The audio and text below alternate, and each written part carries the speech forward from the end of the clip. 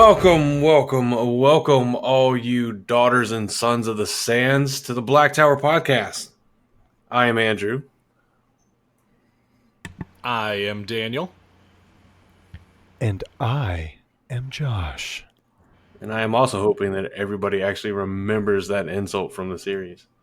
It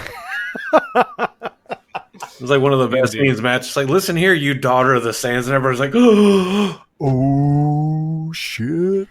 Yep. Oh, snap.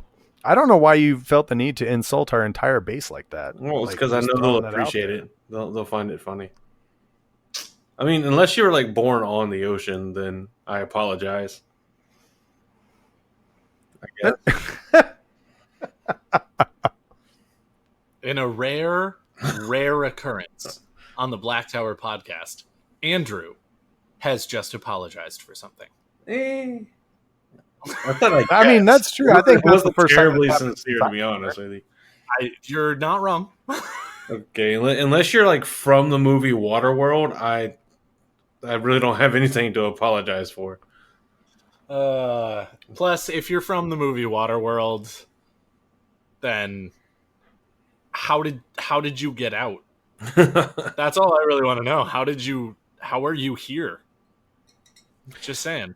That's, you've got an excellent point there, because I don't think any of the boats in Waterworld had any sort of trans-dimensional warp drive. Like right? Built another portal. Yeah. I guess you could make the case that Kevin Costner's boat had a bubble thing that allowed normies to go down to the bottom of the ocean. I don't think it worked nearly as good as it does in the movie. I'm pretty sure it would like fill with carbon dioxide very fast. Yeah. Well, you're not. Why does everybody I bring down here die? Unless there's a tube. Maybe there's a tube. Started dating another girl. Journal entry. Started dating another girl. Took her to the bottom. She didn't come back up. It's like an inverse goldfish effect. I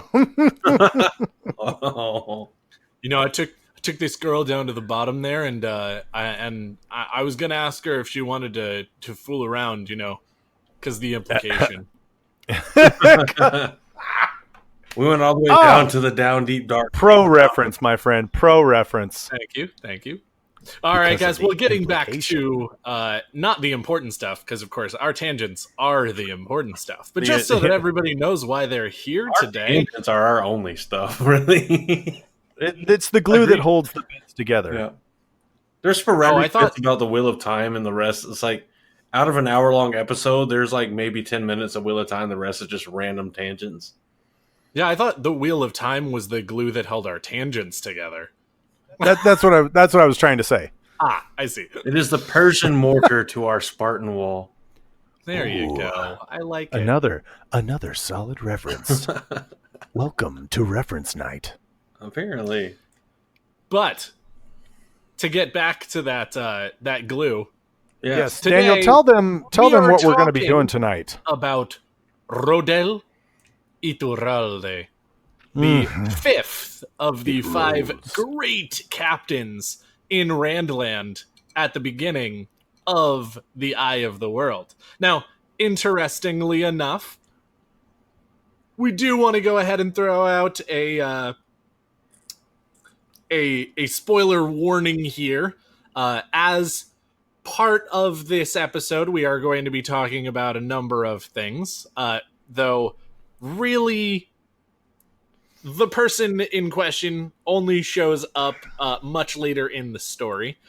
He's first mentioned in the Fires of Heaven. So if you have not gotten to the Fires of Heaven yet, I have no idea what you're doing listening to this podcast. But at the same time, this will include spoilers without a doubt from the Fires of Heaven on, and probably at least a few from earlier than that. So if you have not finished the whole series, if you have no idea who this guy Rodel Ituralde is that we're talking about, then put down this podcast. Go finish the books. You will be doing yourself a huge favor. Come back to us when you know who Rodel is and how his story ends, because he's a pretty fun dude, and you should know him. He is pretty interesting. He's an interesting character, and it's fun that he plays a role. He does play a role in this, as one of the 5 great captains. You can't not play a role, but we don't get a lot of Mr. Ituralde. Like there's very little information, and again, I'm not judging or anything, because there are just so many characters. But with him, I think he's the least mentioned great captain, without a doubt.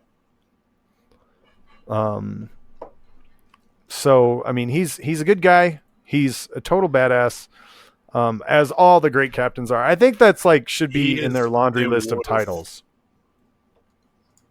The Wolf. I'm sorry, I just saw a brand new piece of information. Oh yeah, the lovely Sarah Nakamura, who we all know is part of the Wheel of Time consultant team, writer's room, all of the above, posted in the r/WOT, the Reddit for Wheel of Time, showing off the newest tattoo she got from her latest trip to Prague that simply says "The Wheel Weaves." Yes. What? Yes. Yeah, I saw that this morning. Currently, I going just to saw Reddit it right because it says because I'm a piece of garbage and this is my ago. entire life. So I just happened to see it because it was it actually made it to the on your phone, if you open up Google Chrome, they show you all the random articles on Google that they recommend, and that actually happened to be one. Do you know what? That cracks me up that my Google news stories have been showing me a Wheel of Time post from Reddit. Just that. It's just a Wheel of Time post from Reddit. And I'm like, why? Do you know me that well? Do you, Reddit? And apparently they do, because, whatever. Google shows me a lot of different things. So it's that from the Wheel of Time Reddit. Then the next one is AMD Radeon RX 600 GPUs revealed, a tiny spec bump for pre-built PCs. And I'm like, you know me too well. Then it's Marvel. Then it's the DayZ mod for Arma 2, and the top 10 most overlooked preps you need to get ASAP. And it looks like an exploded battery. I'm very confused. Anyway. My favorite thing is that Google seems to think I'm a lot more conservative than I am. So it keeps on trying to show me stories from Fox News or Breitbart. And I'm just like, why do you keep doing this? And then I'll just go ahead and go in and I'll get rid of them. And I'll be not interested in news stories from this place. Now, granted, I am actually as sort of independent and moderate and whatnot as I can possibly be, because of course, again, not really to get into politics, but every party has their problems and I'm not foolish enough. And so I don't want just the echo chamber. So I do actually want some from the other side, just not from those two places. I am happy to go ahead and get somewhat conservatively biased news, just not from Fox or Breitbart. Yeah, because, that's how it is. That's how the internet works. Give me the Vox article that has the other side, or the, Guardian article that has the other side, if you will. Whether it's, this story is a conservative story, so we're going to give you the liberal side, or this is a liberal story, so we're going to give you the conservative side. I'm great with that. I would love to go ahead and read those articles to find out what other people are thinking. Just don't give me the ones that are gross. I don't want to hear what Sean Hannity says about anything. I like that guy. Neither do I. Do you know? No, you know what? We'll go on. We'll talk about that later. Anyway, no, I agree. Anyway. Suffice to say, I agree with you. No, it's true. It's, back to Ituralde. Ituralde. So he's from Aridoman, which is I want to say a lot happens in Aridoman. A lot happens in Aridoman. Sure. There's some interesting things that. That's where Falm is, isn't it? Yes, it is. It is where Rand fights and kills who he thinks is the Dark One. Oh yeah. Which, of course, it's not. It's a Shamael. You're totally right. It's funny because it's like 80s horror movie rules, right? You kill the monster the first time, he ain't dead. Also, I just heard a cork pop. Oh no, that was a pen of mine. Actually, I went to write a note and forgot that it made that noise. Honestly, don't tease me. Sorry, no, the bottle he has a screw tap, a screw top, not tap. I mean, it's kind of a tap. You know you're an alcoholic when you hear pens open and go, "Ooh, who's opening a bottle of wine?" Well, I mean, just as long as there isn't a little something in it. Okay, yeah. So no, I feel bad for Rand because he's all like super stoked, and as a reader, like going through the first time you read The Eye of the World, and you hear about the battle in the air, in foam, in which the Lord Dragon took on. What? That is in the Great Hunt. How dare you? What? At the end of The Eye of the World, he also thinks that he kills. Wait. He broad. Or was you just typing? He broad so hard he lost connection. He broad hard. Bruh, oh my god. Bruh. And then all you hear is like the old. I mean, his computer was like trying to connect. His computer was like, so much bruh. There's too much bruh going on right here. He accidentally. Oh, we lost him. It'd be funny if he's gone. He accidentally just closed the window and he's like, "Oh no." I think I accidentally triggered him. He just quit the podcast right there. He doesn't say anything. bruh, gone. It's like, well, I think it is fair to say there has been a mistake. In that case, my bad, Lord Dragon. My bad. But you were. Well, no, I was just gonna say, like, I feel bad for him. That you get in the Eye of the World. Was that? Because you said the Eye of the World, the battle in the air. Yeah. Because he was so. I just felt bad for him because he kind of has this idea, because Lan had just taught him sheathing the sword, and Rand thought it was like a grotesque idea. Like why would you do that? And Lan's like, hey, it is a warrior's choice to choose when the time has come, and it's like, it was really poignant, and I love how Robert Jordan portrays the story as. Because as the reader, when you're first introduced to that, you're like, oh, hell no. There's no way. That's a terrible plan. There's no way. There's no situation in which that's okay. Yeah. And then by the end of the book, Rand is like, this is the only way. This is the way I have to do it. And you even have the prophecy of the Dragon Reborn dying to save the world. And so he's like, all right, that's it. I'm done. This is the end of my life. And, he does a great job. He battles Ishamael, kills him, and everybody goes, oh, cool. That was it. But, as we know, it can't be that easy. Come on. No, it's never that easy.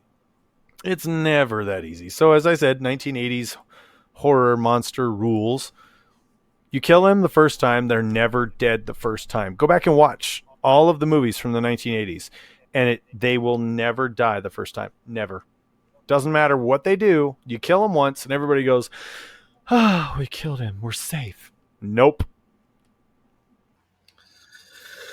Anyway, I was brawling you because the fight in the sky is at the end of The Great Hunt. It's actually kind of crazy because, of course, I love how Rand spends not the entirety, at least a small patch of The Great Hunt, thinking he's killed the Dark One already, and that everything's fine.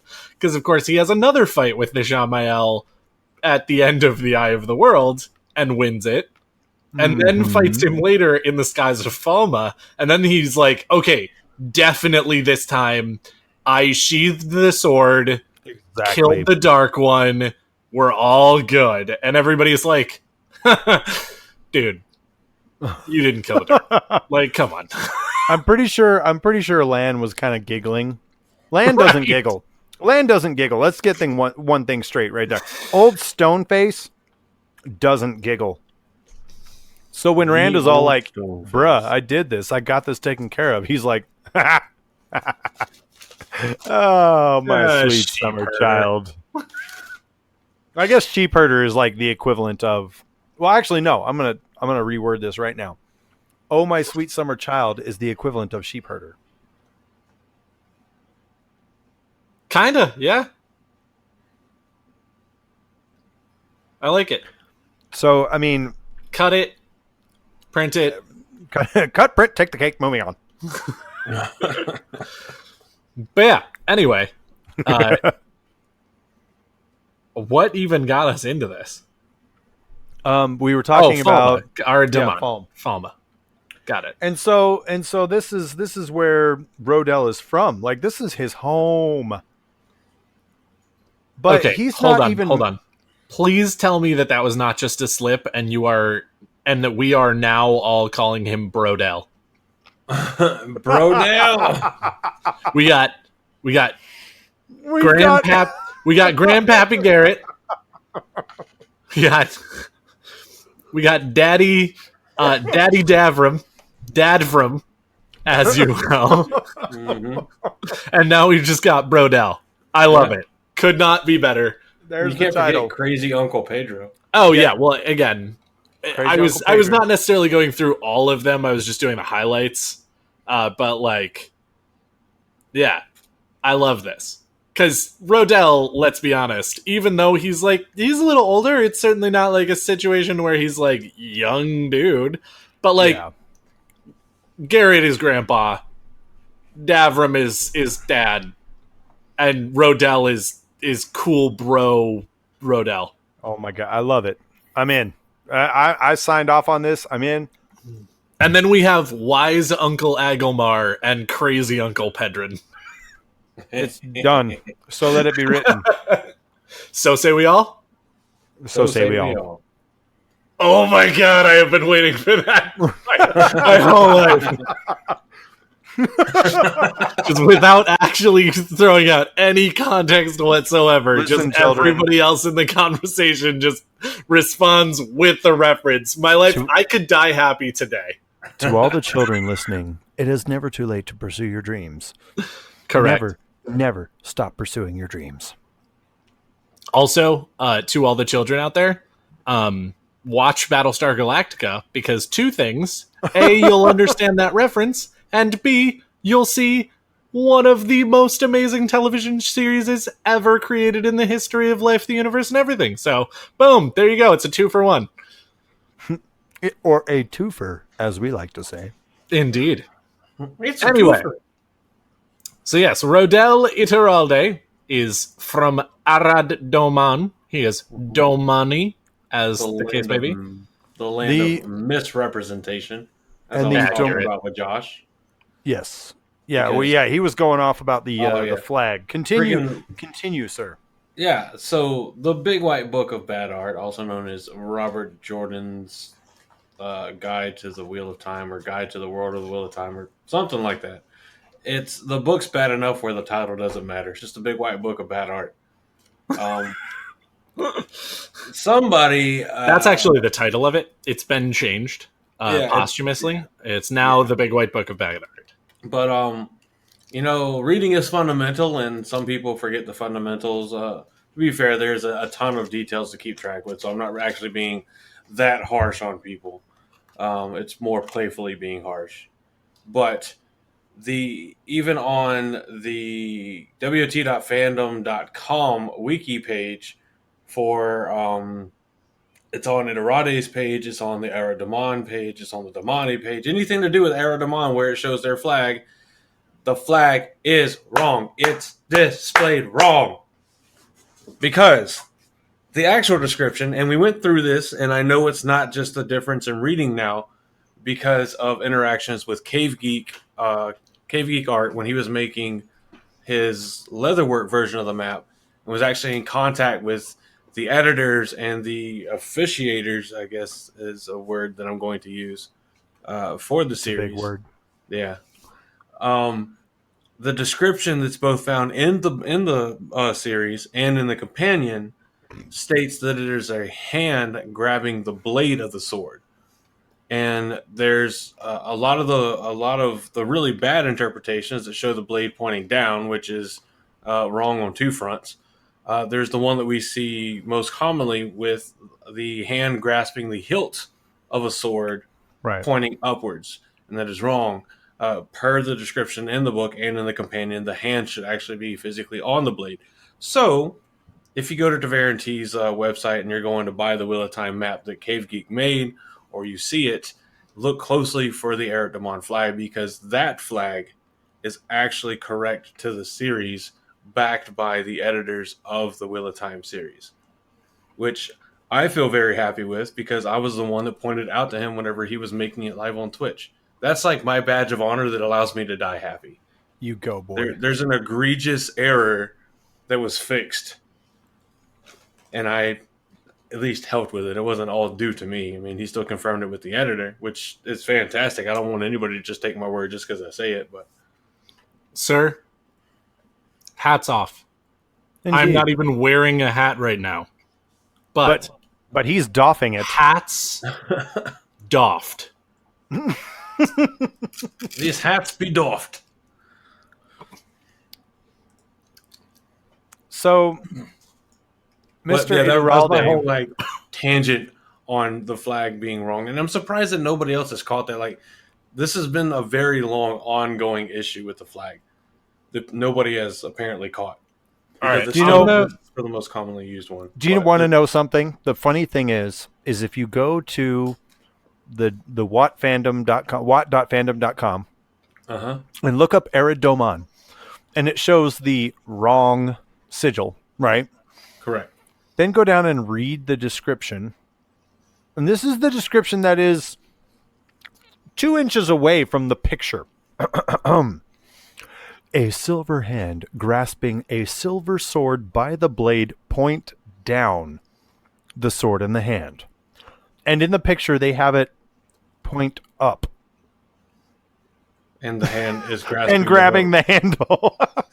You're right. I never caught that. It's one of those things, like, because it's so easy to see, like, the phrase grabbing the silver sword by the blade. It's so easy to just to make that, to hear that or read that as grabbing the blade, point down, rather than grabbing the sword, referencing the item, by the blade, referencing the individual part of the item. Right. With the point down. Mm-hmm. And I'm like, that's got to be significant to Eric Damon for some reason. Guys, I'm actually just a little surprised that nobody from Eric Damon has written a strongly worded letter yet. Because, man, if they got my flag wrong like Domani. that, hoo-wee. Well, not only that, but there would be a strongly worded... What's that? Well, I was just going to say... Eric Damon isn't actually a real... Oh, okay, my bad. Oh, now it makes sense. I mean... Yeah, but you still think it being had me hook, line, the and sinker home on that one, my friend. You still think it being the home of one of the 5 great captains. That's a significant enough part of the series, but I mean, I can't really say. Well, that. And a There's country so with much such significant plot points. Yep. Well, so I'm like, you always hear people complain about all these other issues with the book series. That I'm not going to get specific with, but here's something that is, you can't argue it. I mean, it is interesting that their second largest city in Eric Damon is Qatar. I wonder where the inspiration for that is from. But well, I know the Domani people are more Arabic. It talks about, the women wearing long dresses and veils and having, the curved dagger. All of those very indicative of Arabic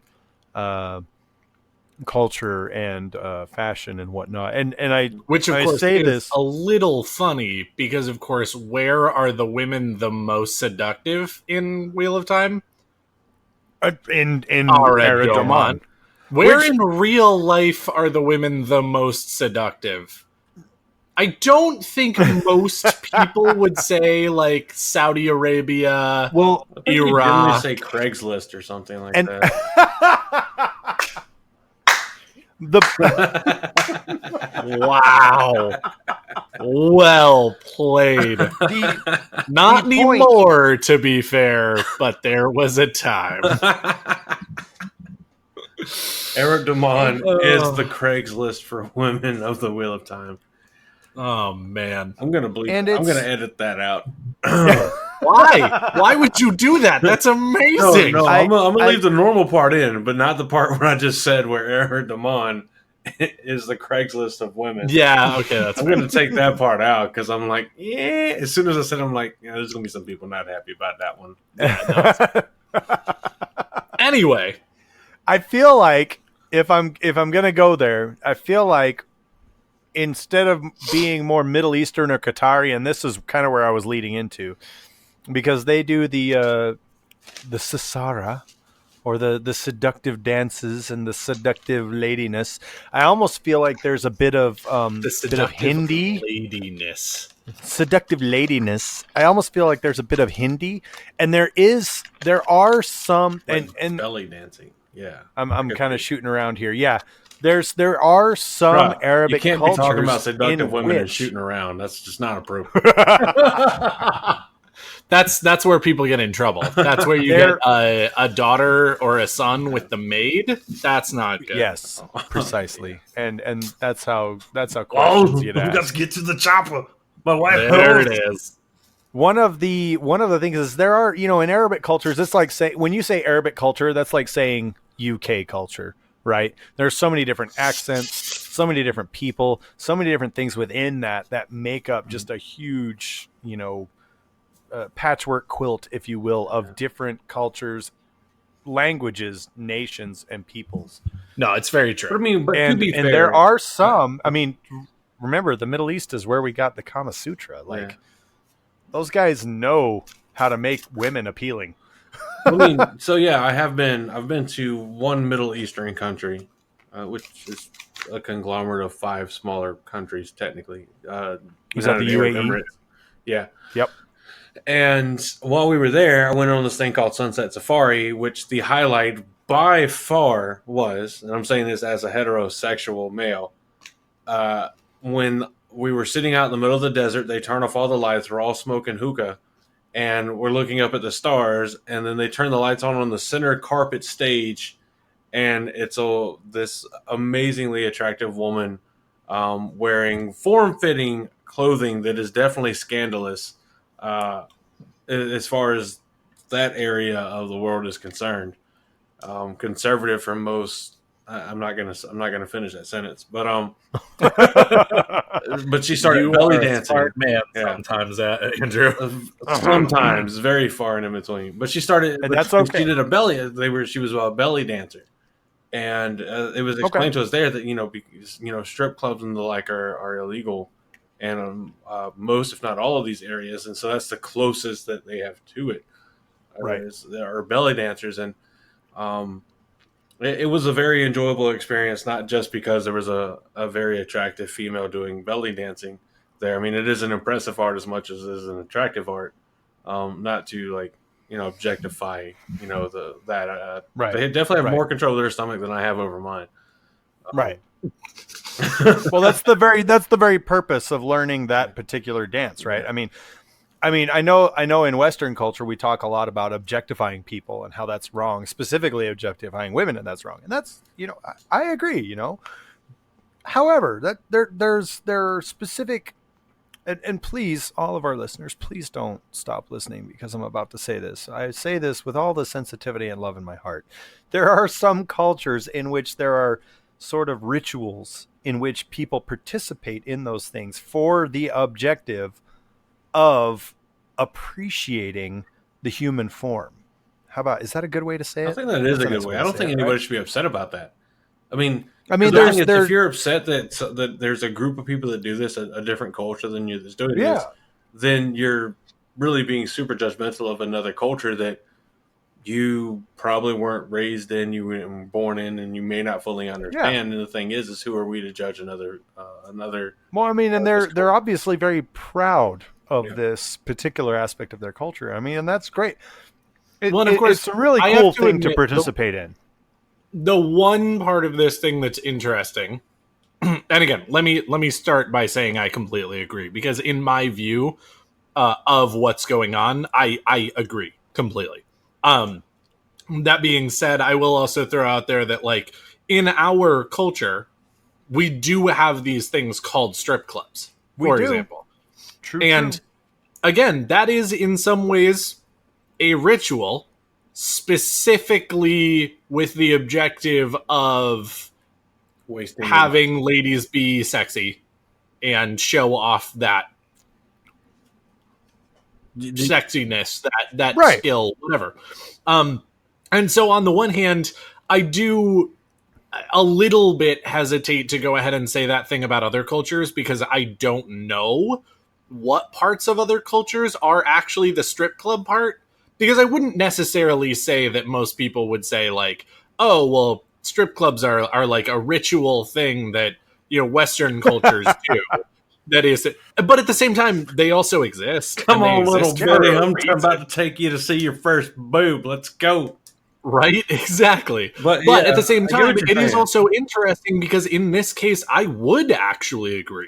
Yeah. I mean, it's Very much so. I don't know if that, it's really like, for ritualistic example, as that much as it particular is. thing, I don't think it's the same thing necessarily. Yeah. Like, I have a hard time saying that with a ton of certainty, because I don't know the culture well enough. But at the same time, I do definitely think it's different. Well, that is actually a thing where, like, again, it has a lot of history, it has a lot of appreciation, it has a lot of cultural relevance and whatnot to it, right? More so than just like, all right, you just turned 16, it's time to go see your first titty. Like, I don't know about 16. I will say this, though. I mean, to your point, you're right. Strip clubs are definitely not anything to be proud of. They exist and they're there, and that's fine, but they're not anything to be proud of. When you talk about, like, the belly dancing and the things like that in the Middle Eastern culture, though, that's an art form, and they are very proud of it. I agree. And they actually will showcase that. They go out of their way to showcase those types of things. That's almost iconic of some. And again, this is not true of all Arabic culture. It's certain Arabic cultures. Yeah. And so there are, and of course there are some Arabic cultures that are like, women should not show anything, and they should wear big long black drapes that cover everything and show no form, and the only thing you can see is a black outline. And props to your culture for you do you, and that's cool. Whether or not I agree is irrelevant at this point in time. Yeah. But I will disagree the difference on the point you made earlier about it. I don't want to say the point about it followed right after you said being proud of strip clubs. It was there is a very high degree of skill that comes along with many of the exhibition style activities, the pole dancing aspects of there absolutely can, yes. And there are plenty of individuals, male and female, that, whether it's because of the conditions they were brought up in or the way they see the world or whatever the case is, they don't see the exhibition of their anatomy as anything to be downplayed or sad or anything like that. They see it as more something to be celebrated, or they're perfectly fine with it and it doesn't bother them. So I mean, all of this is subjective based on the opinion of who's doing it. Now, if you're one of those people that looks at a strip club that's built, made for men to attend, your typical heterosexual men to attend, and you feel that women doing this is degrading to women and it's bringing down everything that women have fought for, well, you have every right to feel that way. But the women inside don't give your money there. Yeah, right. I mean, well, yeah, that's my biggest thing is if you disagree with the business practice, then do not conduct business there. Like me, exactly. Personally, I will not conduct business at an establishment that bans concealed carry. I will not do it. Right. But that's because of my own personal beliefs, and I don't look down on anybody that still goes to those places. It's fine. It's a free country, and that's why you can do. I believe you have the right to do what you want to do, and that's why I choose, to do what I do. But well, again, also not to get like political or like mired in politics. better not. I'm telling you now. But like I remember not too long ago when there was that whole big like sort of scandal about Chick-fil-A. And I felt exactly the same way that like, okay, cool. Well, there's a Chick-fil-A near me where I live right now that is actually owned and operated as a franchise that, yes, they have to pay a certain amount of money every month to be a franchise of Chick-fil-A. And so a certain amount of their money, I have to admit, goes to the CEO of Chick-fil-A. And so it is unfortunate that I disagree with the politics of that one particular person, and that some of the money that is going from a business goes to that person. At the same time, the Hollywood Chick-fil-A has no problem with homosexuals whatsoever. Right? There are so many of them in and around Hollywood that if they actually had a problem with homosexuals and they wouldn't serve them or anything like that, they would close tomorrow. Like it would be ridiculous. And so I have actually done a little bit of research to make sure that like it is a franchise. They haven't had any like, scandals as far as that is concerned. Like they didn't throw their lot in with the CEO. They're not funding campaigns that I don't agree with, things like that. But at that point, I don't need to boycott every Chick-fil-A. I still eat at the Hollywood Chick-fil-A because A, it's good food, and B, they don't have any problem with a group of people that I support. So like it really is, again, this situation where like, cool, your personal belief is stopping you from going to a business. That's great. I appreciate your principles and that you're sticking by them. Please don't tell me where to spend my money because I don't agree with you. Good times. The thing is, I've always been of the opinion that in a civilized society that you have groups that can completely disagree, and because you believe that you should be allowed to believe the way you believe, you should also believe that everybody else is entitled to the same freedom to believe how they believe. So you're more than welcome to have a civil discourse.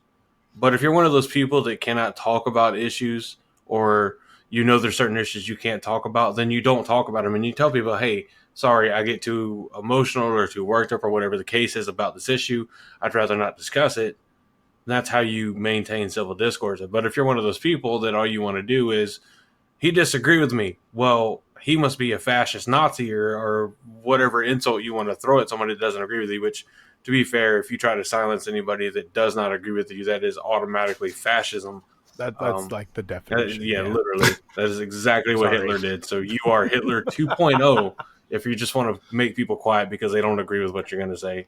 So I would say I hate to drop that bomb on you, but if you're one of those kind of people, then you can fuck yourself anyway. Yeah. Ladies and gentlemen, welcome to Intimate Moments at the Black Tower. I feel like I just did that. Oh, I was going to say, ladies and gentlemen, this has been the episode of the Black Tower. We're just dropping the mic and walking away sure right now. Ituralde like 3 times in the rest. We haven't talked about Rodel at all. We can go ahead and talk about him next week. Yeah, we got. What this week was about belly dancing and civil discourse, and that has been the episode. We spent so much time before recording talking about this that I was sure we were done. And then we get like 15 minutes. What we did was we set the tone. We got 5 minutes. That's exactly what happened. We primed the wrong pump. It just went. How did it come to this? It's okay. It was only a kiss. So it was only a kiss. Coming out of my cage, and I've been doing. Okay, have I talked about that on the show yet? It started me complaining about the flag being wrong, and now it's civil discourse. What have we done here? In the last episode, we established that coming out of the closet and coming out of the box are 2 completely different things. Yes. Oh, I was talking about. I'm pretty sure that I, along with all white people, and again, I'm only saying this for white people. Whoa. There very well may be other songs for other Hashtag you don't speak for nationalities. me. I don't speak for anyone except for white people. Hashtag But not I'm my like spokesman. fairly certain that every white person just comes out of the womb with the lyrics memorized, To and we don't know where it came from. So like 90% of the Killer songs. No. Just very specifically, Mr. Brightsides. Yeah, you're not right. Don't Stop Believing. Oh God. And Cotton Eye Joe. Those are like the 3 songs that you just don't have any idea where they came from. I'm The mad first because you're time not you wrong. listened to them. I wanted The to argue with you so time much. you listened to those songs, you were like, I know this song. First time you listened. I've heard it. I want to argue with you. I want so bad to tell you you're wrong. I think I'm angry at you right now because I can't. Because the whole thing is I'm sitting there listening like, okay, yeah, I do know that song, but I won't know the next one. Because the next one, yeah, okay, I do know that one. But surely not the next one. And I'm like, God damn it. Oh, God. And again, it's so crazy because, again, I know for a fact that if this is true and we just have it just downloaded from birth, that it is at the very minimum just white people. Or sorry, at the very maximum just white people. Because I know a number of people of other nationalities that you'll start playing Mr. Brightsides and they'll be like, I am aware of this song. I could not sing it with you, but you play it. And every white person in the room was like, I'm coming out of my cage and I'm going to do it just fine. And you're just like, how did this happen? Was there a USB drive that just got stuck in every white person that was just like, all right, download these 3 songs. Also download, or let's delete Sweet Home Alabama needs to be on that. Rhythm list as well. EXE just gets deleted. These songs just hit all of our ancestors' souls so hard and it became part of the damn thing. I love it. I love it. There's certain DNA that just takes on like full length like musical tracks. They're like, we can't figure out what protein this is. Well, it's because it's musical notes. That's why. I also just love in my brain, I think my favorite part of this is just the idea that maybe that's always been true. That forever Just somehow, like, white people have actually just had this. Song. And then it just took 3 white people to come out and actually record them as songs. Like, if you went back 400 years ago, you could be like, hey, I'm coming out of my cage. And then everybody would just sing along with you. But, like, at the same time, they'd all be like, who wrote that song? And everybody would be like, I don't know. I have no idea. There's a caveman that's like, got to be damn, Gorg want all. Yes. And that's how singing started. That's how music was started. So one of the things, just getting back to Eric Doman. Who? Where? What are we talking about? Yeah, I know. Sorry, Eric Doman. I'm just kind of curious, and this actually kind of does fit in. I think because Eric Doman is always at war with Tarabon. Yeah, correct. Which I think is hilarious because Tarabon is another Arabic inspired nation, and people in the Middle East always be fighting. But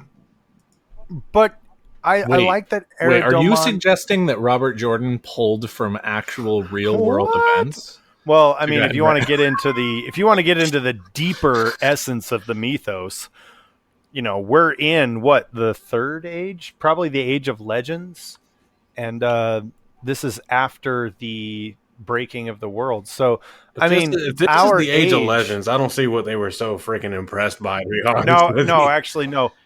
I think we're the age prior to the Age of Legends, the age before channeling is discovered.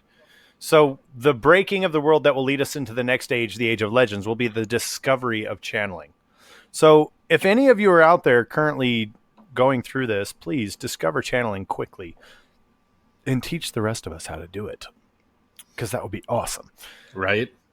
But so then because there's even like, and I know I'm kind of detracting a little bit, but if you dig deep in the Robert Jordan mythos, and they even mention it in Eye of the World, where they talk about the legends of old, where they talk about Moss and Merc who fight with spears of fire, and everybody just kind of assumes that's a legend in the Wheel of Time, and it kind of is, but Moscow and Merca sounds kind of like the Cold War. So I like to tie that in and say that the age we're living in, we're just going through the big wheel of time, the wheel cycle. And the age we're living in right now is the age prior to the discovery of channeling. And there is someone on, I think it was dragonmount.com in the forums, like years ago when I was involved in the forums there. And they were talking about, the different ages. And I think someone had established that there were like 7 ages that just kind of rotated. But it was a lot of fun getting into that. Also, I realized that we've already had a Randall Thor, as well, numerous times. As a matter of fact, the third age is an age yet to come, and an age long past. Yes, and also an age in which we are currently. Yes. Oh, I don't know if it's specifically the third age that we're in, but yes, we all fight the Dark One in our own little way. Well, and that's the cool thing about this story, is that it's so relatable, and it gives us sort of a way to be like, we do, and we do fight the Dark One in our own way every single day, and that's just how it is. And I love how relatable that story is, and there are plenty of people in the Wheel of Time who can't channel, who still give a pretty damn good effort against the forces of darkness, and I really love that. And that's one of the things I love so much about the Wheel of Time, and that I have loved from the very beginning. And kind of the same thing with Star Wars when you talk about like Rogue One and the new movies there. It's like Rogue One is a story of people that they didn't have the Force, they didn't have all these super capabilities. Dude. Well, I mean, Chirrut. Yeah, he is confirmed to be Force sensitive, but he has no training, so he's just kind of blindly following along. If you could do Josh's wife, if you could do me a huge favor and just right up the back of his head, just swat. Just for that one. That was for your insolence. We love puns on this show. They're great. They're fantastic. That one was just over the line. Was that a bit much? Was that too over much? The line? I can never tell. The Force was not with you. It happens. It's okay. Anyway. But question about Eridamon specifically is Eridamon is actually quite northern when you look at the map in Randland. And I'm like, where's the equator in this world? Because equator. I mean, that's an assumption that that Randland is globular. Oh, what if Randland is flat? Hashtag flat Randland. Hashtag once you get to Shara, you can't keep going or you fall off. Oh, I'm a juvenile. That just sounded dirty. Flat Randland. I'm like, what? Look at those abs. It is possible. That's straight up flat Randland. Wait a second. Maybe Randland is actually just cylindrical. Oh, you just blew my mind. Well, one of the things, so nobody can go that far north because you just fall off, and nobody can go that far south because you'll just fall off. But if you keep going west, you just go around in a circle. The real reason why they keep saying there is no beginning nor end. Boom. Because it's a cylinder. You just keep going one direction, eventually you come right back around. That's how the world's shaped. I'm buying all stock. I'm buying all stock. Wait, it's almost like Randland is made of a wheel at the bottom and a wheel at the top. What? And they just connect by a cylinder. It's like an ever regenerating world, fat honestly. Like all the the fabric. I just want someone now to go ahead and make the cylindrical maps, which is literally just the map that everybody already has of Randland, but just folded around so that it touches itself on the other side. I love it. And start like selling those as a new thing. Like, I love it. I'm in. It's like those little like Play-Doh toys that you would you'd use to roll out your Play-Doh, and it would like leave a design in it. yeah. And now it's just like one of like the Wheel of Time world. Oh man, good times, guys.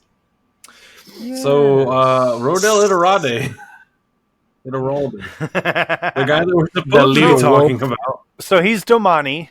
He's Domani, which means he knows how to respect the women because they will just as easily, poke him with the pointy Well, it's because end, they've refined seduction into an art, and all the moms teach their daughters that at a very early age. Yes. Well, and it's the cool thing is there's that very you, boy. Yeah. Hey yo. There's that very empowering sort of female presence in Aradamana, and I like it. Oh, yeah. It's cool. I think it's great. Rodel Ituralde is one of the great captains. His big kind of plot point is he doesn't actually fight a lot of, and correct me if I'm wrong, but he doesn't actually fight a lot of Shadow Spawn. No. He's charged with, keeping the peace in Erdogan. He fights Tarabon a lot, obviously, because they're always at war. But the main conflicts. Oh yeah, that's true. He was with the IO war as well. With Shimron. Not to be confused with Shenron from the Dragon Ball Z universe. Yes, do not confuse those two. You will be very confused if you try and do that. Though he is also a Chinese dragon, so I mean, like he's not in the Wheel of Time. Maybe there's some parallel. Maybe Shenron in Final Fantasy VII is the age where they discover channeling. Guys, and Aerith was the first channeler. Guys, what happens when in the show, instead of being red and gold dragons, he just gets a green dragon on either arm. Green and brown. And then once he collects all the Dragon Balls, he gets to make a wish. I wish the Dark One was sealed away. And then Shenlong would be like, bruh, come on. Well, and then Shinron would be like, I've already done that too many times. You can't wish for Goku back to life again. Because he's actually not dead. He just doesn't want to. Damn it! So he fights mostly Dragon Sworn, which is Masema and his unruly band of merry men. And he's kind of a crazy dude. Like, I like Masema, but at the same time, I hate Masema because that dude is cray-cray. That dude is nuts. I mean, when Wolf Boy is smelling you and is just like, I don't even know his emotions. Right, because all I'm getting is insanity.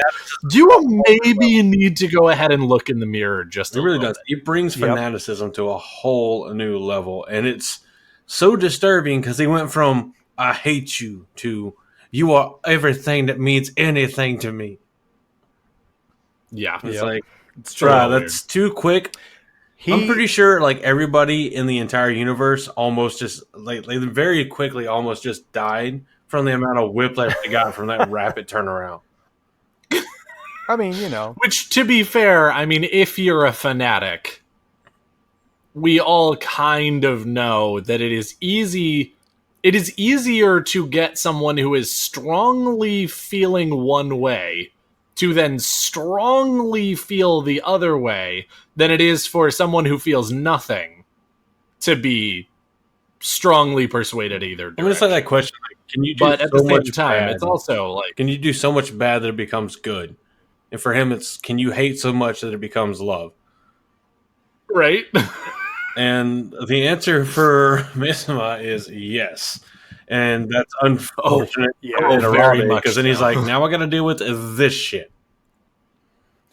Now I've got the Shanshan and the Terrabonners and the Dragons. What, could just one of you just fight each other for once? I'm so sick of you. It's funny. We talked about Agilmar being, DP'd with the Shadow Spawn and the Aiel. I feel like Brodel here is having a straight up gangbang. Like the dude's like getting nailed from all sides. And I It really apologize is. for the He crass went metaphor, to the casting couch, but there's really no other way to put it. Yeah, no, I'm not going to go there. I'm leaving that one alone. Done. Needless to say, the dude's getting screwed from all sides. Like he's got Tarabon on one side, which, they hate each other. Eredamon and Tarabon, they've got rivalries, old as dirt. He's got the Borderlanders to the north, which are, not the easiest people to get along with. I mean, we talk about how badass they are, and they are, but come on, they're not the easiest people to get along with. They are very pragmatic, very to the point. They don't have a lot of time for games, and so that makes them very, very difficult to deal with. Well, and also, like, again, it's like, hey, I'd like to come up here and talk to you guys about something that's very important to, my country and whatnot, and could you help me out or give resources or whatever? And they're like, excuse me, we can't help you because we've got the shadow to defend against. It's like, all right, cool, great. You're right. I mean, like, clearly you are correct, and good for you, but at the same time, completely unhelpful to the rest of us. I mean, like, I get it. It is helpful because you are defending the whole rest of the world, but, like, there's other stuff going on. Like, that's not the only thing that's happening in the world. Jesus Christ. And then Rand shows up out of nowhere. I get it. Cold. So, and so Rodel, I am the other thing. I feel like, I mean, I know it's kind of a theme where we talk about the 5 great captains and how they sort of earned that title. And I feel like him maintaining control of Aradoman and maintaining the sovereignty of Aradoman rather than being overrun by, all these different people. Like, I feel like that speaks volumes as to how effective he is. And we find out, isn't he one of the first to be subdued under Grendel's control? Or is that don't remember in what order. But yes. So it starts with his rebellion against the Shanshan, because we don't see Ituralde until the Fires of Heaven, chapter 27 is when he's first mentioned. But we first see him in Crossroads of Twilight. Again, almost a crown of thorns. Stupid upbringing. Anyway, so we see him in that prologue. But there's during the rebellion against the Shanshan, he's fighting the Dragonsworn armies that are plaguing Aradoman. But there's some confusing orders that come from Grendel, and because of that, he never manages to defeat them. But then he meets them under the White Ribbon, which of course is the Aradomani symbol of peace. It's a truce. We'll talk. The stereotypical French flag of surrender. Sorry. But so Grendel is trying to sow chaos and unknowingly and doing a very good job. But she doesn't realize that she sends Ituralde against the Shanshan and Tarabon. And because of this, Ituralde does gather an army of Damani men and Tarabon Dragonsworn and basically engages in guerrilla-type warfare into Tarabon. Right. Because he's smart, even under compulsion. He's smart. He knows. Well, right now he's actually not under compulsion yet, and it's really interesting the way that this story plays out, because basically Grendel's just been sending him orders as the king. You're right. Aradoman, and he's believed all of them because they look official. And so he's just been doing those things, and Grendel's been leading him around by the nose, and he's getting wise to it, but at the same time, like, he's still being a good soldier and doing what he's being asked to do, and he's getting nowhere. And then all of a sudden, the orders stop. Because Grendel gets taken by Moradin, and Shadar Haran to go do something else. And she stops giving orders. And that's when it really gives him the opportunity to sit down, think about what's happened, and go create this army, because he's not still following orders that are just stupid orders. Well, I feel like at some point in time he says, he has a conscious thought of, these orders are really dumb. However, if I fulfill these orders like this, I can still serve our purposes. I can still come out of this ahead. And it kind of shows how calculating is. He's maneuvering around the Forsaken. Yes. In Crossroads of Twilight, in the prologue, his whole thing, he is sitting there on his horse waiting for stuff to happen, and you just watch all of this stuff happen in his head. Yeah. And all of it is just like, you know what? None of this makes sense.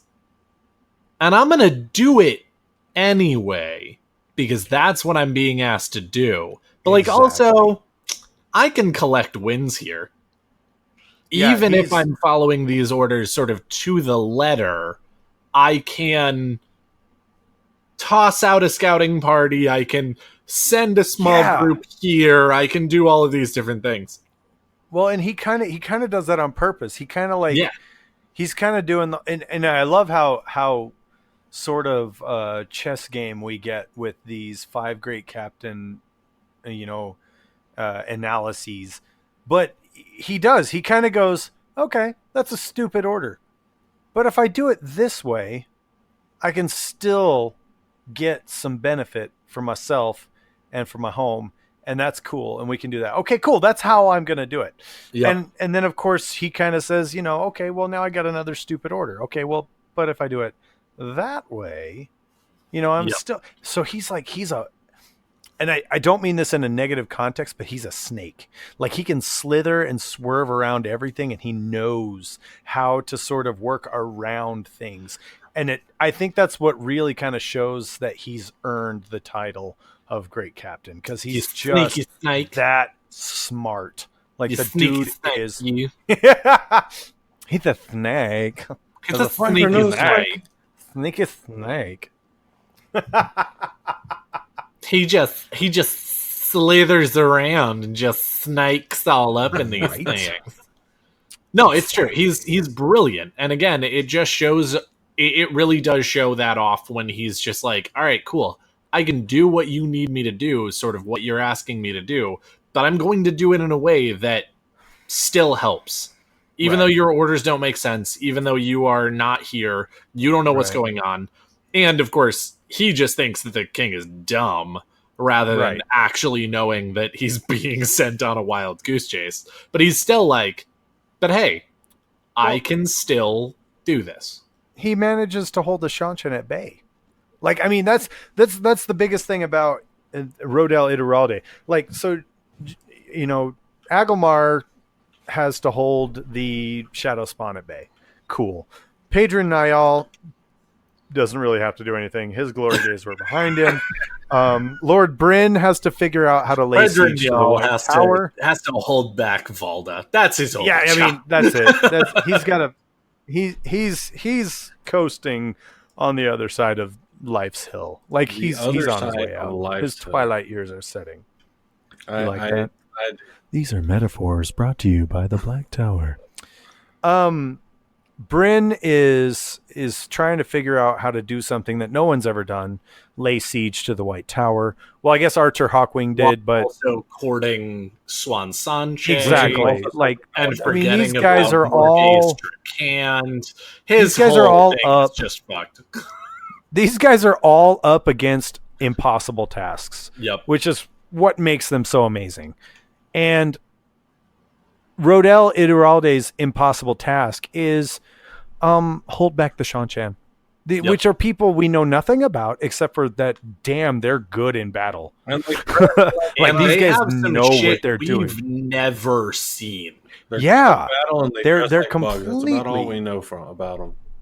Right? Yeah. They have monsters that come into battle with them. They're dressed like giant insects. They use the power as a weapon. and they call themselves the Undefeated Army. This is a really good place to be, guys. I'm really happy that we're on the other side of a battlefield. Oh, speaking of the Undefeated Army, this is a good time for me to do a plug for a certain individual. Ooh. Oh, snap. If I can spell Instagram It's right plug instead time. of Instagarm. He's gonna plug you.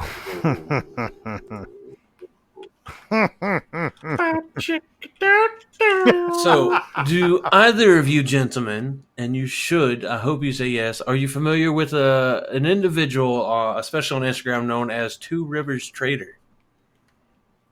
Yes. Yes, you Yes, should I be. Because those of you that follow us on Instagram, you would have seen me post the pictures of me wearing the Black Tower University shirt and the Dumas Wells veteran shirt. Mm-hmm. Those are Both of them good both shirts. of them good shirts, and it's only two of a ton of products that Two Rivers Trader is selling through Redbubble.com.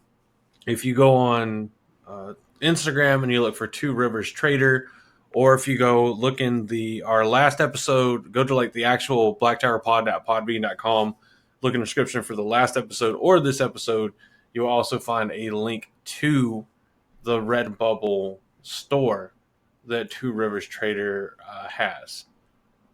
It was someone that whenever we first saw them coming out, I liked the design so much. I reached out and I said, hey, is there anything we can do to help you? And his response was, a shout out would be dope. I said, that's far too easy. And I've, as easy as it is, I've forgotten to do it a couple times, like audibly. But definitely go check out the page, check out the shop, check out what he has to offer. What they have to offer. There's phone cases, there's coffee mugs. Coffee's Oh, I mugs. thought you were saying coffee smugs. Coffee's a smug. It's just it's coffee that thinks very highly of There's itself. some wall arts. There's all kinds of things. Just go through the department. I know there's stickers as well. It's very nice. It's really dope. A lot of really great stuff. The shirts fit really good. Matter of fact, when I bought these shirts, they are the first shirts I bought in a long time that were as long as I like my shirts to be. So Hey. and Tall and people they're super unite. freaking soft. There's like 20. I think it was like $25 a shirt. Nice. So I'm gonna do my Wells veteran shirt, and I've got a Black Tower University shirt. So because that was mentioned at the moment, it was a great time to plug them. Definitely go out, follow them on Instagram. I'm pretty sure they have our On Instagram? Two Rivers Trader at Two Rivers Trader, all one word on Instagram, and I'm pretty sure they have a Twitter. Doesn't that just mean that they're Pat on Fane? Oh no! Oh no! The only Two Rivers trader that we ever see in the Two Rivers is Pat on Fane. You're not wrong. Oh shit! This is just a very, very well disguised ploy to get Listen here, Mashadar soaked Shidar Lagoth items out into the hands of willing participants. Just kidding. They're awesome. You know, please go do that. honestly, I'm not actually saying that One they're of the best tainted things they do have because they're not. also is they have a coffee mug Honestly, that says "Don't talk to me until I've had my morning calf." honestly, I feel like if things were tainted with Shadar Logoth, it would actually sell more. In this day and age, I think people are that fascinated with tainted objects. I mean, we do know that quite a number of people are fascinated with taint. Because taint is great. But the taint, that's what I want to do. Can you imagine something? The taint has been cleansed. That's the next T-shirt design right there. Taint is great. The taint has been cleansed, my lord.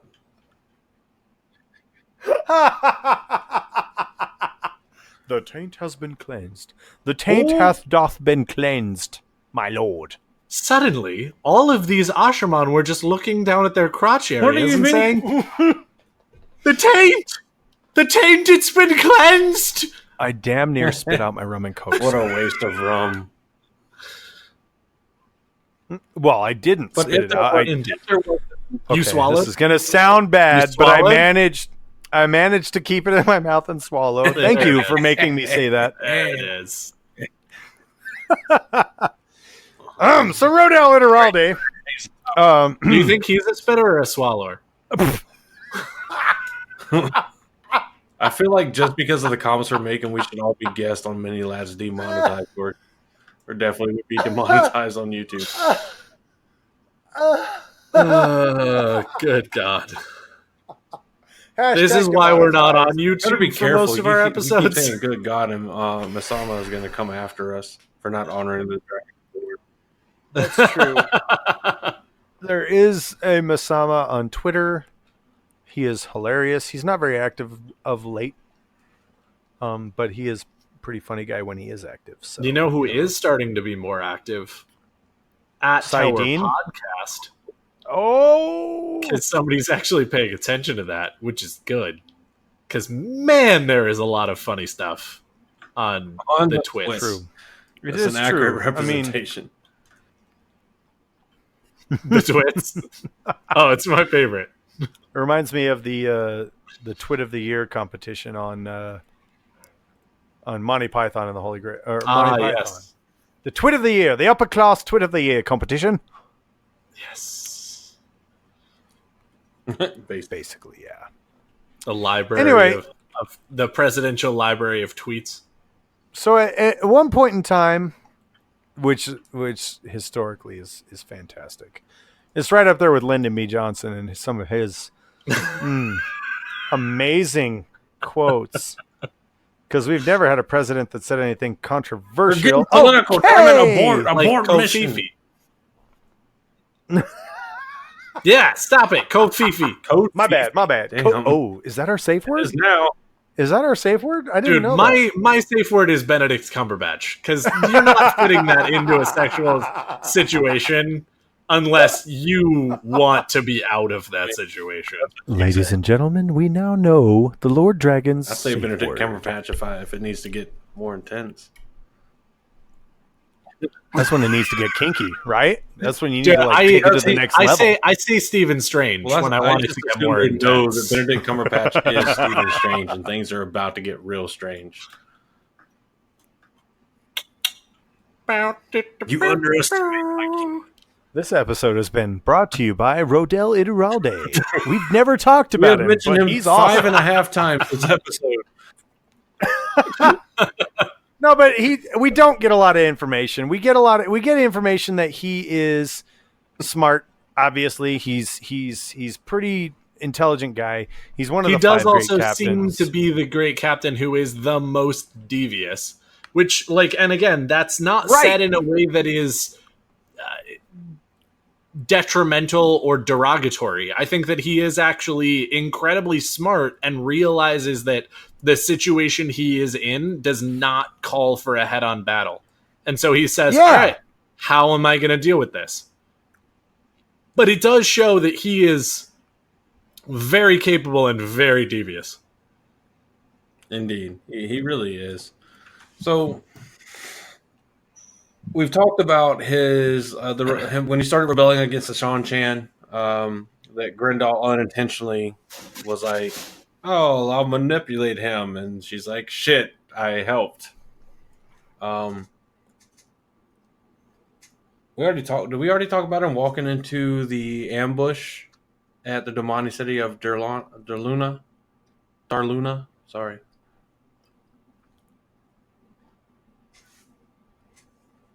Hello?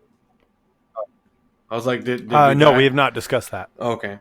So there's the General Turon from the Shan Chan that chases him into the Domani city of Darluna, where the Shan Chan walk right into an ambush. Where Ituralde is victorious, but loses half of his men, which is approximately 50,000 men. However, there was a cost to the Shan Chan as well. Defeated 3 times as many men as he possessed, which is an amazing feat. So he defeated about 300,000 men. And he personally kills the mortally wounded General Turon at Turon's request. to be confused with Matt's, daughter of the nine, which sounds The weird. I daughter can't of say it as the Matt's Moons. daughter of the nine moons, just the daughter of the nine moons.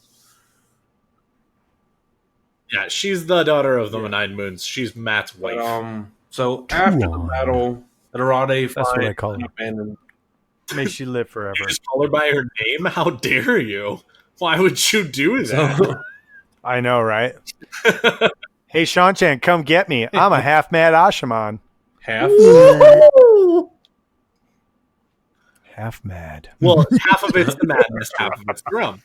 That's right. But so Ituralde then fortifies an abandoned steading as the site of his last stand, and that's whenever Rand shows up and it says, "I'm seeking a truce with Shanchan," and he offers Ituralde a contingent of Ashaman and a way out of his current predicament, and even the throne of Ardamon itself, if Ituralde would ally with him.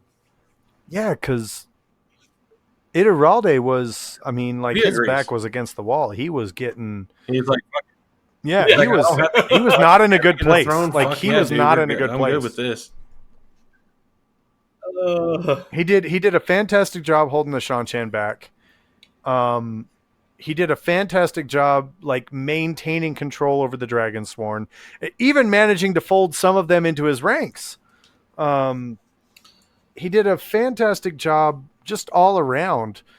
But in the end, he was overcome. You know, you had all these people that were busy other places, and Rand was finally like, okay, you guys, your back's against the wall. You're one of the 5 great captains. I recognize your importance and your capabilities and how beneficial you will be in Tarman Gaidon, and I need to make sure that you're okay.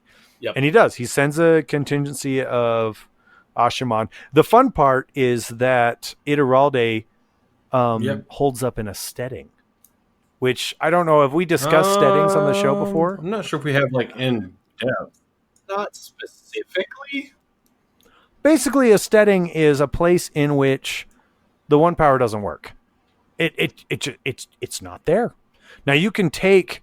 They talk about Tirangreal that are wells in which you can store bits of the one power, but you can't draw upon the one power while you are in a steading. A steading is sort of a buffer zone, a resistor, if you will. And so Ituralde, knowing that the Shanchan have Domain and they have weaponized the one power, holds up in a steading, which, I mean, is brilliant. It's just absolutely brilliant. He takes their main weapon and takes it away from them. And he's like, all right, come on, you want to fight me? Let's fight man to man, mano y mano. And that's when Rand al'Thor and me and my God! Love it. There's your quote for this week, guys. Yeah. Oh, there you go. That out. Your not even terribly non-mainstream quote of the week. And if you don't get this, really, you need to reevaluate your life choices. It's not from that movie. It's not, but you still need to reevaluate your life. I need to choices. go home and rethink my life. You don't want to sell me death sticks. I don't want Okay. death sticks. All right. But yeah, so he sets up in a steading.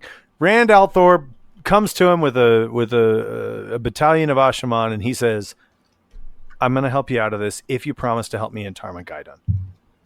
And Rodel's like, "Yes, please, thank you so much." And I mean, because again, even he understands that Tarman Gaidon is coming. He needs to be able to prepare for that. Mm-hmm. Yep. That would be a correct assessment, my good friend. Indeed. Indeed. So then we move on to the Siege of Meridon, Which is another incredible story. It really is. Which on it's kind of funny because on one hand, it doesn't actually seem to be that important. It just kind of seems to be something for Davram Bashir and Rodel Ituralde to do while Right. they're waiting for the last battle. But like, it's such a cool tangent to go on that I don't mind. I don't mind at all that it feels a little Just fluffy. a wee bit fluffy. This is the filler episode that you don't mind. Oh yeah, very much so, because it's just such a cool story. And again, like, while none of it actually ends up really mattering, the only thing that really comes out of this is Rand learns two insanely powerful channels that he didn't totally know before, and or at least had never tried. And they come in handy later. You know, that's one of the things I love is, and I think it's the Battle of Maradon, where Rand is standing on the city wall, you know, with a line of Ashaman. I think Mazrim Taim is with them, and he just like opens up to Saidin and just unleashes unholy fury, the likes of which the world has never seen. Well, and especially because, like, right now, this is like Darth Rand. So exactly, he's not standing there trying to be strong at Dumai's Wells, right? As he's watching death. He's making it, and he is making it to the nth degree. This is prior to the revelation. Right? Yup. Prior to the revelation, which, again, I'm sorry, you got the spoiler warning. Really, if you're still here, you should know. Fires of Heaven to the end of the series. Come on. So and so he's still in a very dark place where he's like death and destruction and damnation. Like, fuck with me, I will fuck you up, dude. Yep. And so he unleashes, and I love how like Taim looks at him and is like, "Oh, so I see you were holding a few weaves back from us." Like, yeah, you weren't going to show us that before now, dick. Well, and I also love how like Rand kind of looks at him and he's like, oh, the things I've held back from you, Taim. Like, the day I trust you with everything is also the day I kill you. Like, what? Right, though? Because let's be honest, Mazrim is a piece of shit. He is. And a necessary piece of shit.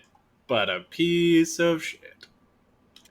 You know, and that's the thing is, I always like to say that he did accomplish the task that was given him, which is to create the Black Tower. He did that, and he did a great job. And because of his efforts, now he did become one of the modern Dreadlord / Forsaken, and you know that's tragic. But because of his efforts, we had fully trained male channelers who were able to fight at the last battle. Well, and also, like, looking at the thing that really happened, or not that, like, the proliferation of the story and whatnot, Rand gives him a task. He does that task to the best of his abilities. Rand comes back and says, wow, nice job, dude. Here are some pins. And Mazrim Taim goes, not good enough. I am just going to always be jealous of you and your position and the fact that you got to actually be the Dragon Reborn.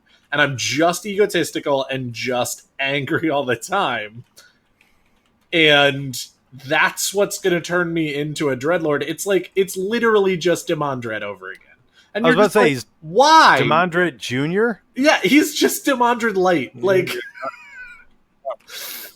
Light. I like that better. Demandred Light. I like that better. And the sad, but like, not the sad part, because of course it's not actually sad, but like the interesting part of that is that, of course, there is this thing that there was always the idea that Mazrim was Demandred. And so the fact that all of his motivations are the same just makes sense. And then the other part of that is that Demandred's one of the only Forsaken actually left at the end. So it's not even like Demandred was like reborn as Taim. It's like, no, there are just two of them. There are just two of them at the last battle. You're just like, wow, all right. I'm like not annoyed at Robert Jordan for writing two characters that are very, very similar, but also like, these guys are just the same person. Right. No, except for one is, I think, more. What's a good word for it? Taim is more of a. He's more of a snake than It's true. Demandred is. Demandred is a lot more upfront. Demandred is he's like, hey, look, I am a general, I'm a king, I'm super awesome, I'm a badass. He's more, football jock type bro, I guess you will, because he's trying to prove his machismo, his strength, and all of his motivation comes from his jealousy of the dragon. And then Taim is much more crafty, much more Slytherin-esque.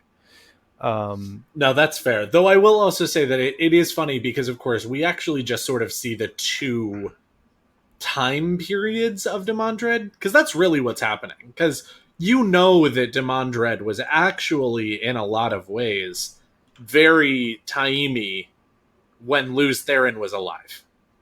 Yes.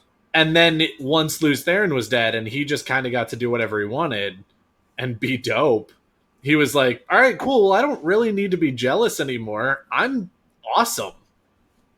And then, of course, Rand shows up and he's like, you motherfucker. Why couldn't you just stay dead? Basically, yes. But yeah. Anyway, speaking of the last battle, yes. So they make it to the field of Merilor, and as every tale about the last battle starts, it's Elaine Trakand setting up her initial war council, of which all surviving 5 great captains are a part, to include Ituralde. It is decided that Ituralde is going to lead the IL forces at Shao Ghul. That is a enormous freaking honor. So he scouts the layout of Thakandar, which of course is the land area surrounding it, where the Murdral blades are of curse. Well, I mean, yeah, that's actually kind of fitting. That is an accidental fitting slip of the tongue. But where all the Murdral and Trolloc blades and everything, all that kind of stuff, mainly the Murdral blades, are forged by quenching in the blood of the innocent. So he scouts all of that before planning their attack, and actually winds up impressing Avienda. So by not talking. That's my favorite part. He impresses her by not running his mouth. That's amazing. If I wasn't already pregnant with a Dragon Reborn's children, I would be down for this. I wasn't already having those sweet dragon babies. Hey, Aiel can have multiple spouses. She wasn't already the legitimate, the real mother of dragons. So you're saying there's a chance? I mean, where there's a will, there's a way. I suppose. Yep. Actually, where there's Aiel, there's a way. What? Yes. I'm gonna go with that. Yes. But, no, I mean, when Ituralde is chosen as the battle head for the forces, I mean, that right there. I mean, you've got all the other 5 captains. Well, I guess only 4 of them are alive at this point. Yeah. Bryn is with Suan, so he's not really interested in leading. Agelmar is, very pragmatic, again, as most Northerners are. And, they say, okay, you know what? I think the best choice is Rodel Ituralde. And he's like, all right, I can do this. And then just like you said, he immediately starts out in scouting the area. Like, again, he is just that smart. Well, and also, like, the stories that we've heard about Rodel make him kind of a match made in heaven. I mean, he's fighting with the Aiel or leading the Aiel. Because he is not just going to stand in a line and fire arrows at things.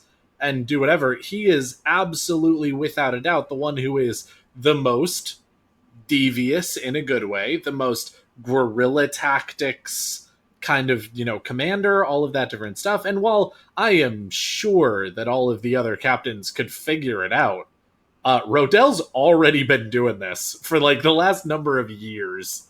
So he's just like, oh yeah, no, I can fight with Aiel. I can lead Aiel. This is great. We're just gonna do all the things I've been doing. It's working. There's no need to change. Right? If it ain't That's broke, what my don't mom fix it. did tell me.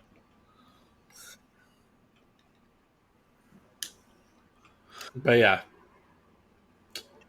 And he is also, interestingly, the only one who actually realizes, not totally on his own. I mean, he does have help. Don't get me wrong. It's certainly not like he's just sitting in his tent one day and goes, oh shit, I'm under compulsion, and goes out and stops it. But at the same time, he is the only one who actually realizes it, for the most part on his own.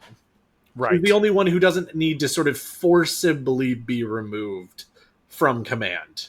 And he actually not only allows, but asks Elias to remove him from the battlefield.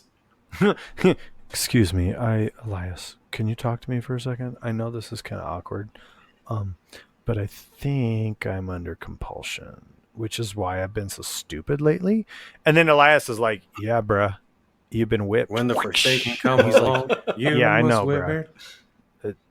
That Forsaken got that mad, you know what I'm saying, though? And he's like, yeah, bruh. Yeah, bro, I know what you... Because he's Rodel Ituralde. So, he's like, them Forsakens got them mad, you know what I'm saying? Yeah. Actually, kind of... He's like, yeah, bro, I got you. Yeah, cool. So, here is the quote. I'm on that good cushion potion now. I got some domain bitches I can call. Yeah. I don't know what I would do without y'all. Victorian Army till the day I fall. Okay, before we go ahead and wrap up here, I just want to throw out there that we already talked about this once or twice a little while ago about how many names are just like the same thing, just like mildly different, like Teslin and Tylin. And they're even in the same place and whatnot. Can I just throw out there that having a nation that is Ara Doman, who has people that are called the Domani, and then having another nation of people called the Shanshan, who have these thing called Damane. Who does that? Who does that? Why is that a thing? I sometimes get so confused when I'm reading the book, or not reading the book because it's distinctly different, but when I'm listening to the audiobooks and they're like, okay, so a group of demonic, and I'm like, wait, ones are which the one ones is that this? can channel. Context clues. Context clues, are they talking about them in relation to Suldam or sexiness? Yes. Sexiness. All right, cool. Why It's not the the Domani. All right, we're good. Both is good. Both is good. But anyway, yeah, that's just... I think that is actually the one in the series that just annoys me the most. Because again, I didn't notice it so much when I was reading the books, because it is... I mean, they're spelled similarly, don't get me wrong. I mean, to get that pronunciation, they need to be spelled similarly. But the pronunciation of them is the same. And you're just like, why? Why, Bobby? Bobby Jordan, why would you do this? The day of Tomageddon. Why would you do this on my good Christian mind Looks server? like I'm playing Minecraft right now. Right. Just kidding. I'm AFK. He is. You're... Aw. Which, speaking of Minecraft, if there are any Minecrafters out there, I do have Indeed. the server. I'm trying to get you know what? Come on in. Morden and his wife Water play. We I've got a couple buddies of mine that I know in real life that are playing when they can. You can also tune in with us on our Discord channel. We love to discuss numerous different Wheel of Time fun factoids Yeah. on there, as well as Everybody sharing wants the to. dank We can actually memes, make the a gaming memology, voice channel. the So whenever people are, memerisms, as if it you're on were. playing Minecraft, or really if you're playing any other game with anybody, any other member of the community, we could probably do something where y'all could chat. It's not that hard to set up a voice channel if y'all would like something like that.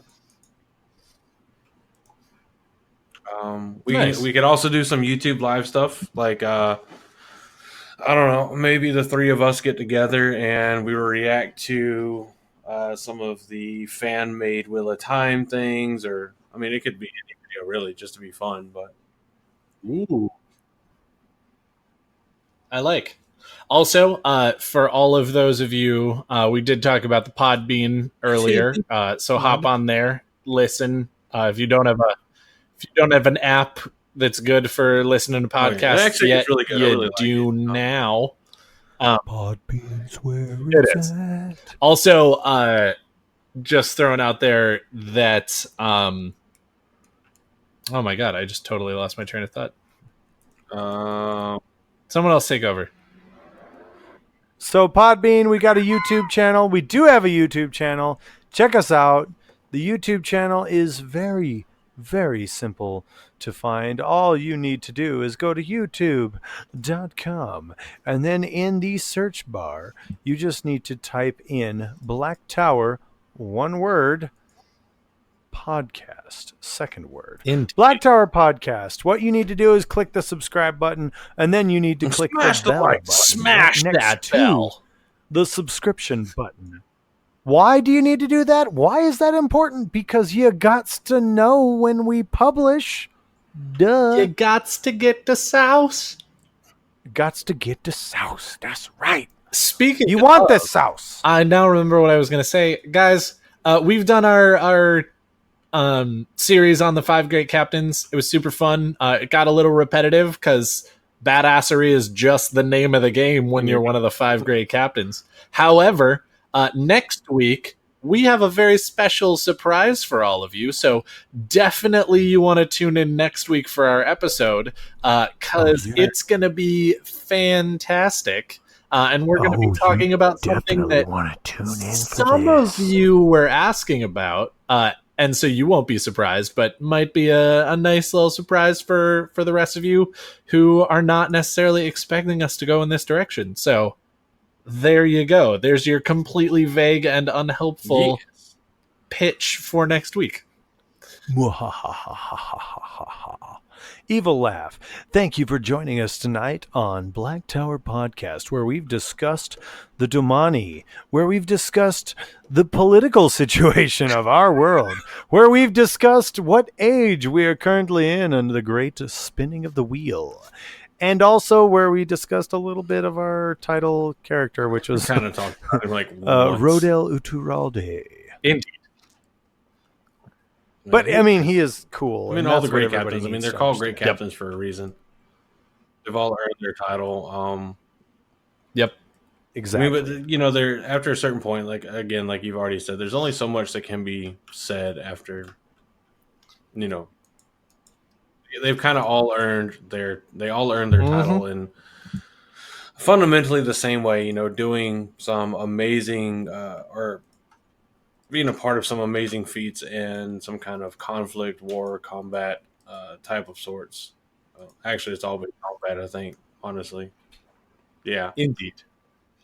So, but, yeah. Indeed. That's it. That's number 5. All right. That is the final great captain. Thank you so much for listening tonight. Ditto.